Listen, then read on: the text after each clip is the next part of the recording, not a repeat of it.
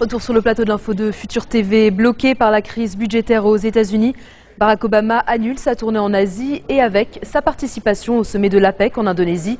Le chef de l'État avait déjà dû reporter ses visites en Malaisie et aux Philippines. Le forum de coopération de l'Asie-Pacifique s'ouvre lundi sur l'île indonésienne de Bali, en présence de 21 pays de la région qui représentent environ la moitié de la richesse mondiale. Ce sommet aurait pu fournir l'opportunité d'importantes discussions bilatérales, notamment sur la Syrie, avec les présidents chinois Xi Jinping et russe Vladimir Poutine, qui eux seront présents à Bali. Et puis un accord budgétaire au Congrès apparaît encore hors d'atteinte, un statu quo qui fait craindre la fermeture prolongée des services publics. Le blocage américain plombe les marchés. Wall Street a encore ouvert dans le rouge. La paralysie fédérale américaine est désapprouvée par 9 Américains sur 10 selon un récent sondage. La bataille qui oppose John Boehner, le président républicain de la Chambre des représentants, et Harry Reid, le chef de la majorité démocrate au Sénat, agace l'opinion publique au 4e jour de blocage financier du pays. Blocage que Barack Obama attribue aux conservateurs qui refusent de voter le budget tant que sa réforme de la santé ne sera pas retirée. Résultat, près de 900 000 agents fédéraux sont maintenant au chômage technique. Les recherches se poursuivent au large de l'île de Lampedusa après le naufrage d'un bateau transportant près de 500 migrants. Au moins 130 sont morts et 200 sont encore portés disparus. 24 heures après le naufrage, il reste peu d'espoir de retrouver des survivants. L'embarcation transportait en majorité des Somaliens et des Érythréens. Quand elle a commencé à prendre l'eau, les migrants ont brûlé une couverture pour attirer l'attention des gardes-côtes. Le feu s'est alors propagé et dans la panique, les passagers se sont précipités sur le même côté du navire, le faisant chavirer. Des dizaines d'entre eux sont restés coincés sous la coque. Le bilan est si lourd que des cercueils ont dû être expédiés du continent vers l'île de Lampedusa. Le skipper, un Tunisien de 35 ans, expulsé d'Italie, a été arrêté. Ce vendredi a été décrété jour de deuil national par les autorités italiennes. 1 minute de silence a été observée à travers le pays. Le président du Parlement européen, lui, a réagi au drame. On l'écoute. C'est une catastrophe. La répartition des responsabilités est nécessaire. On ne peut pas laisser seulement un pays ou 2 pays seuls avec le problème. C'est un problème européen. Et j'appelle de nouveau à tous les États membres de l'Union européenne de se porter responsable pour ce drame des réfugiés. Et je n'accepte pas du tout qu'il y ait des États membres qui disent « nous n'avons plus de place ». La Syrie, par exemple, produit un drame qui est surtout un problème pour le Liban, pour la Jordanie, pour la Turquie. Ce sont des pays qui sont beaucoup plus pauvres que les États membres de l'Union européenne. Donc, c'est une responsabilité morale aussi de l'Union et de tous les États membres.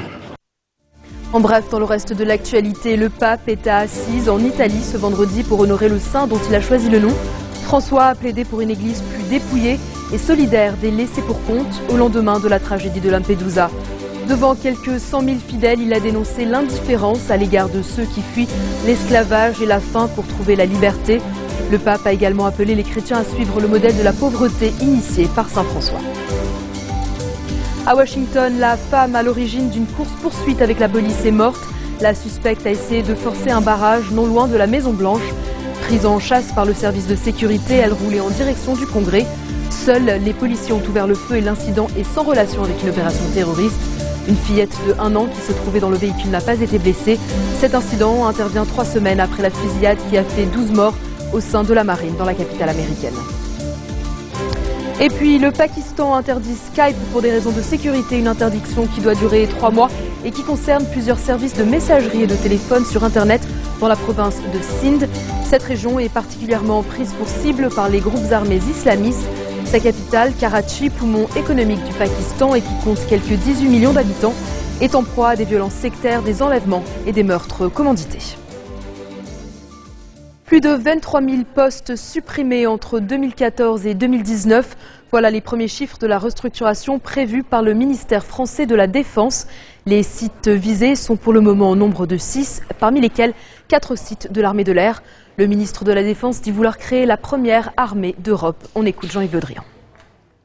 Je prépare l'armée de demain pour qu'elle soit en mesure d'assurer la protection des Français face aux nouveaux risques à l'horizon 2020. C'est le sens de la loi de programmation. Ce sont les déficits qui C'est le sens de la loi de programmation. Et une armée, ce n'est pas uniquement des effectifs. La qualité d'une armée ne se juge pas à son nombre. La qualité d'une armée se juge à des effectifs équipés et à des effectifs entraînés. Et c'est la logique qui domine la loi de programmation militaire que je mets en œuvre. C'est-à-dire qu'au cours des années qui viennent, nous allons équiper, renforcer, moderniser l'ensemble de nos capacités, que nous allons permettre à ce que l'entraînement des forces soit beaucoup plus performant et beaucoup plus soutenu, cela grâce à un budget sanctuarisé sur les années 2014-2019. Écoutez, moi je vais souvent dans les forces, je suis allé plusieurs fois en Afghanistan, plusieurs fois au Mali, je rencontre des militaires fiers de ce qu'ils font, fiers de la confiance que leur font les Français. Je constate d'ailleurs que l'image de nos armées dans l'opinion n'a jamais été aussi forte. Je trouve au contraire qu'il y a une tonicité, une fierté, et j'ai auprès de moi des chefs militaires qui ne regardent pas dans le rétroviseur, et qui sont tout à fait déterminés à construire l'armée de demain, qui sera, à la fin du processus que j'ai engagé, la première armée d'Europe. Il y aura 242 000 militaires en 2019, avec des équipements renouvelés et des capacités d'intervention nouvelles. Donc je ne suis pas, moi, dans l'inquiétude, je suis dans l'adaptation de nos armées aux enjeux et aux défis de demain pour assurer la sécurité des Français. C'est la fin de ce journal, tout de suite le rappel des titres qui ont marqué l'actualité de cette journée. Naufrage en Indonésie, les 18 rescapés libanais attendus au Liban ce dimanche. 21 personnes sont toujours portées disparues une semaine après le drame. Réunion entre Najib Mikati et Ban Ki-moon à New York. Au cœur de leur entretien, les résultats de la réunion du groupe international d'appui pour le Liban. Bachar el-Assad avertit la Turquie qu'elle payera cher son soutien aux djihadistes liés à Al-Qaïda et présents à la frontière entre les deux pays. Et puis au 4e jour de la paralysie budgétaire américaine, Barack Obama annule sa participation au sommet de l'APEC en Indonésie. Merci de votre attention. Retrouvez-nous tous les jours à 16h40 heure de Beyrouth. Vous pouvez également nous suivre en ligne sur notre site web ou en téléchargeant notre application mobile. Excellente suite de programmes sur notre antenne et bon week-end à tous et à toutes.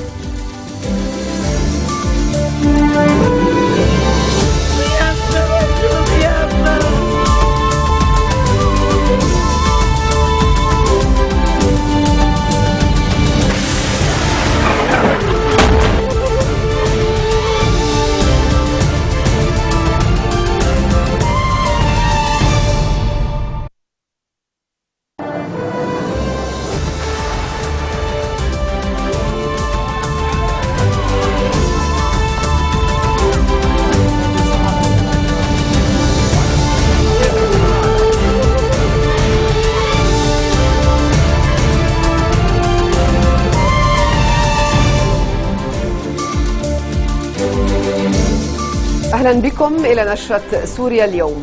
في العناوين: الحر يسيطر على مستودعات استراتيجية للنظام في القلمون، وتظاهرات الجمعة حملت شعار شكرا تركيا.